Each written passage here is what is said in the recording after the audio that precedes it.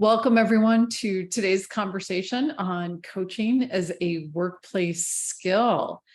The agenda for the conversation, we'll start out with some information. So very specifically, we'll define skill. We'll talk about skills wanted in job candidates and share some research on that with you. Skills that impact success in the workplace, skills from entry level to executive level. We'll talk about leadership skills, life skills, and then we'll move into defining coaching and coaching as a skill, coaching applied as a skill. And this is where it'll get fun. We'll then do breakout discussions. So yes, we're recording this initial part. Love it for those of you who are brave and willing to be on camera and participate in the conversation. When we move to breakout rooms, those will not be recorded. So those will be conversations in individual rooms. And then of course, at the end, sharing resources with all of you. Moving into the conversation. First off, defining skills. Simply went online, looked it up, and in my Google search, here's what I found. It's the ability to do something well, expertise. From there, what are the skills people are looking for when they're hiring candidates for a job? What's important? Here's what I found. On the job network, the top 10 employability skills they cited: communication skills. And by the way, as I'm doing this, those of you that are coaches and do coaching, be thinking about how this parallels to the skills you develop as a coach, because to me, there's lots of overlap. So communication skills, teamwork, analytical and problem-solving skills, personal management skills, interpersonal effectiveness, computer and technical literacy, leadership and management skills, learning skills. I think that's a fun one, interesting one. Academic competence in reading and math, and strong work values.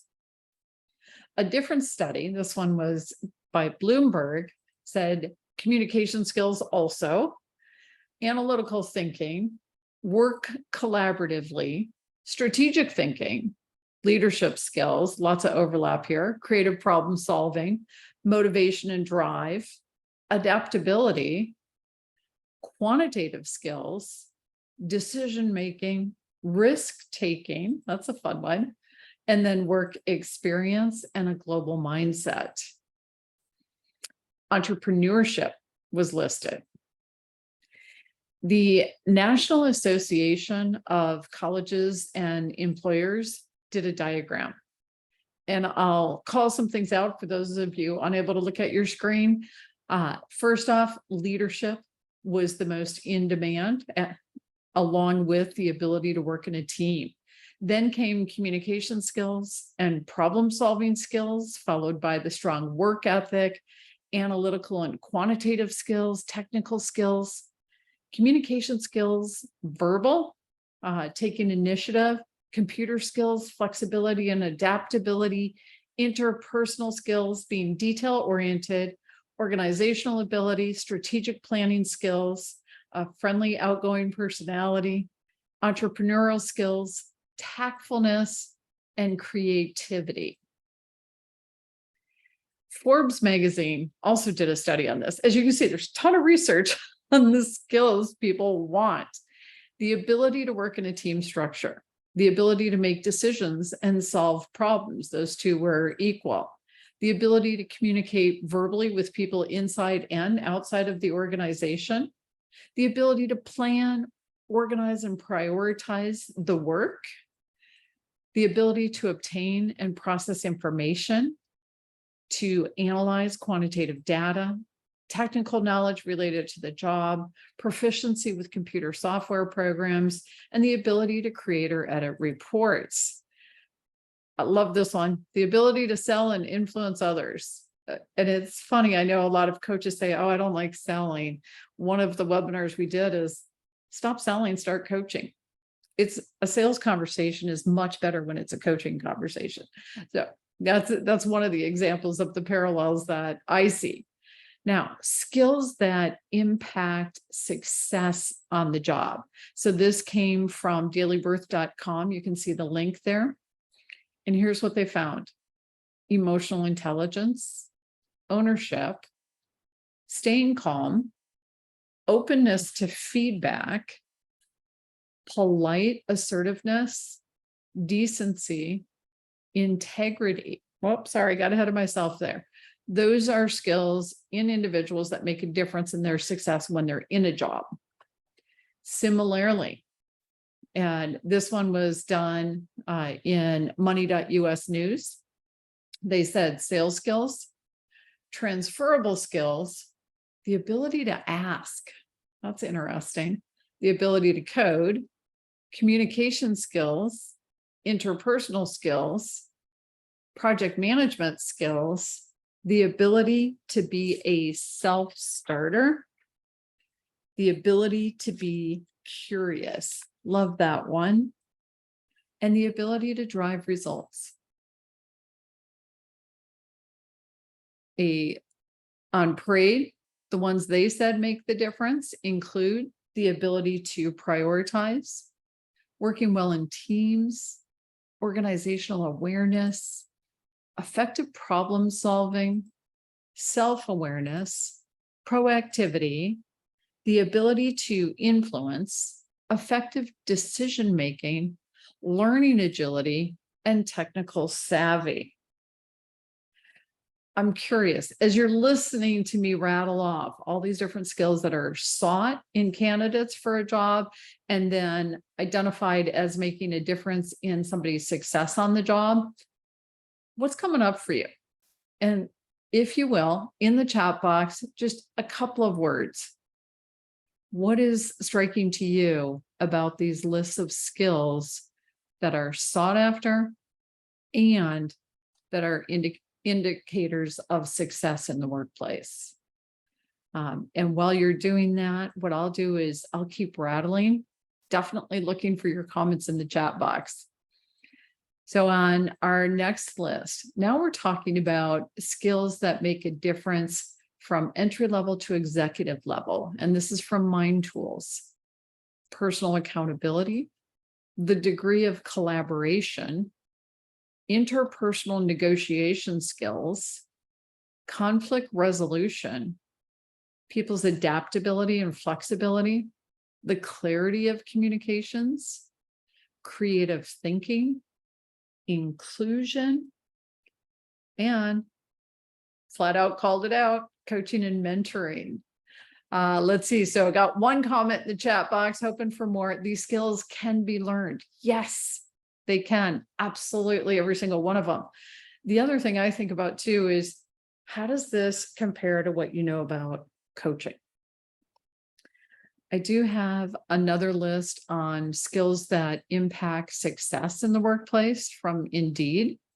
This is a more recent one: decision-making, multitasking, creative problem solving, collaboration, communication, professionalism, integrity, management, initiative, empathy, leadership, and teamwork. Let's see. Okay, I like this. Self-awareness and collaboration are common success factors. Yeah, good comment and very true. They take awareness and can be strengthened with intentional effort. Yeah, good comments there. Back to our entry level to executive level. This one came from LinkedIn.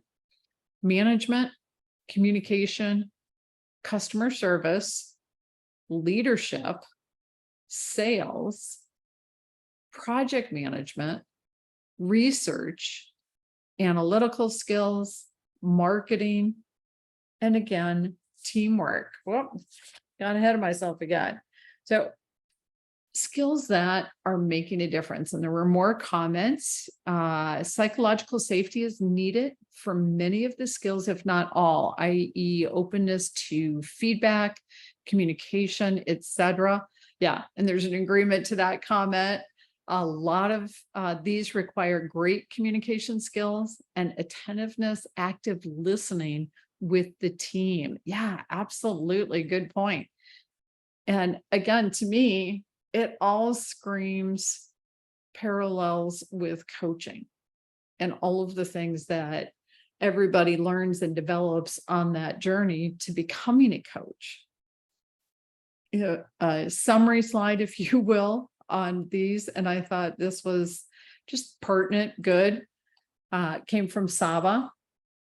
Leadership is one skill that is needed at all levels in an organization. And what companies need to compete and win are leaders at all levels, which means employees who are informed, enabled, and empowered to move the company towards its goals. Again, I think, okay, how does coaching fit with that? To me, it just screams out. I keep saying that. Here's what's going to happen. When I put you in breakout rooms, I'm going to give you a couple of questions to be reflecting on. So I'm hoping to set you up just in getting the mindset and the thinking going in that way. Another study on skills from entry level to executive level, put them into a table, and you can see what they found. These skills that were important at the different levels, how much so? So each one it's listed, and then they have all different kind of numbers. It's a lot to read out for those of you unable to look at your screen. I will say what it does is list skills, and then it lists for top management, senior managers, middle managers, supervisors, and then the total or the average, if you will.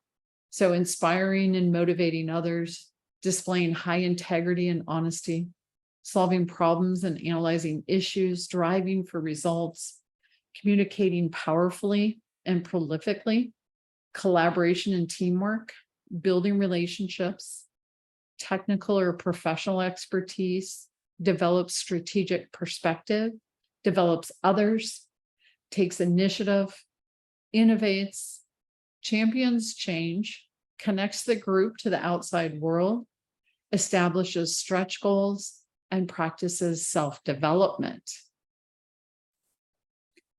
Now let's shift into defining coaching. And I'll do a couple of slides that bring up some of these requested or sought after skills in conjunction with coaching skills. And then we'll move into breakout rooms and talk about that. The definition of coaching, I love the definition. Many of you have heard me say this. To me, one of the most significant things is that word partnering. Because when we think of hiring a professional, we also often see that person as the expert. We put them on a pedestal. They're the ones who know the answers type of thing. Whereas when you hire a professional coach, that coach is a partner. So the client is the subject matter expert. The coach is the process expert.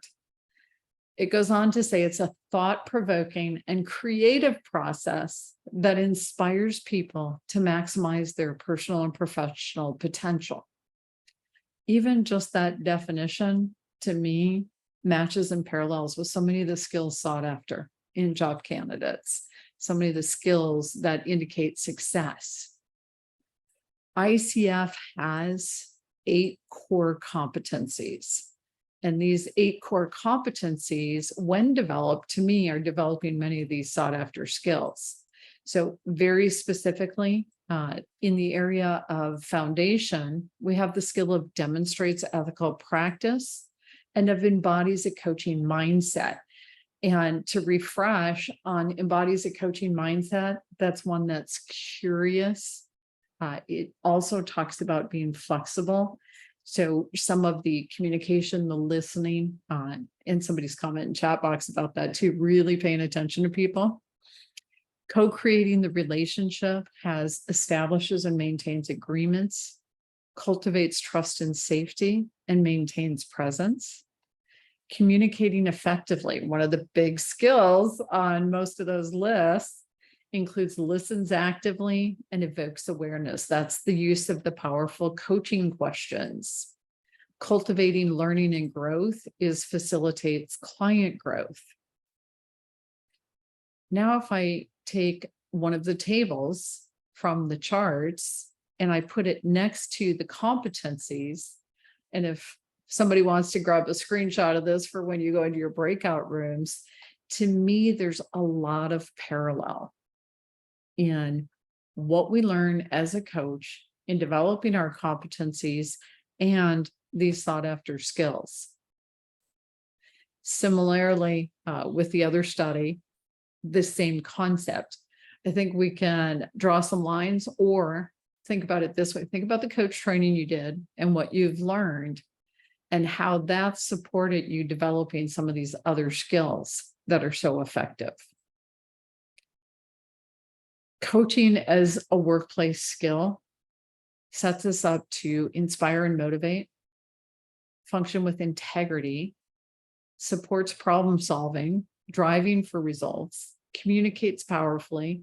You have collaboration, building relationships, developing strategic perspective, developing others, taking initiative, innovating, champion change, connect the group to the world, stretch goals, and self-development. It's an essential skill for success in all professions and jobs, and it's foundational for success in families and in the community. Very specifically, key components of developing coaching skills, we have our communication. That's a big part of what we do as coaches. That includes listening and listening deeply, very different level. Our assertive language, being clear and respectful, and also very positive. And then, of course, the questioning. Our people skills, recognizing and adjusting to different personal styles. And then, of course, goal setting, recognizing the difference, how we define the goal, how we frame the goal makes a difference in terms of motivation and follow through. Okay, so now we're going to move into the fun part. I'm going to give you several questions. And when you're in your breakout rooms, I can broadcast these out to you as well. If you want to grab a shot of it. In your discussions, you're going to be invited to answer these questions. So very specifically, how do coaching skills help in other professional roles? How do coaching skills help in life? And what are your ideas? And this is a comparison on coaching training to develop these skills versus having a coach to develop these skills. So these are the questions for you to be explored. Let's see, I'm going to put you into, I think we have enough to do. We'll have like 3 and 4 people in a group in the breakout rooms. So I'm going to set up the breakout rooms for you. I'll let the Zoom genie just automatically assign. I'll stop the recording here, open up the breakout rooms, and then I'll ask you to click to go join in the breakout room.